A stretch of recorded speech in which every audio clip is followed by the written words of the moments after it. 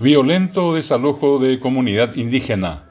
El martes 15 de junio de 2021, a las 9 horas, los hermanos indígenas Abá Guaraní de la comunidad Caapotí 1 del distrito de Itaquirí, Alto Paraná, fueron violentamente desalojados de sus tierras ancestrales. Una numerosa dotación policial se encargó de destruir totalmente el templo Opí, la escuela indígena reconocida por el Ministerio de Educación y Ciencias, los tapí, chozas. Unos 40 nativos, entre ellos niños y ancianos, fueron expulsados de sus tierras por orden de terratenientes brasileños y paraguayos. Los desprotegidos indígenas se encuentran en las cercanías del Acaraí, guarecidos bajo una carpa, con frío, sin abrigos y sin alimentos.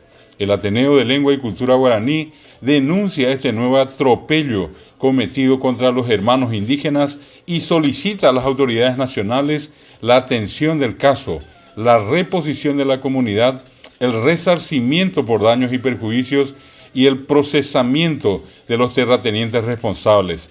Ñambe así con Eva Yete, oye huyeimaba ñande picuerare.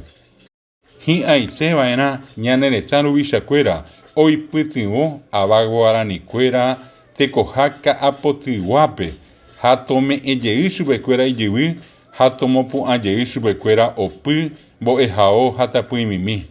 Ha umi ojapova'ekue ko mba'e vaiete tohopa ka'irãime pya'eporã. Nahi'ãvéima avave ojahéi Abá Guaraní kuérare hetaitémango oiko asy hikuái.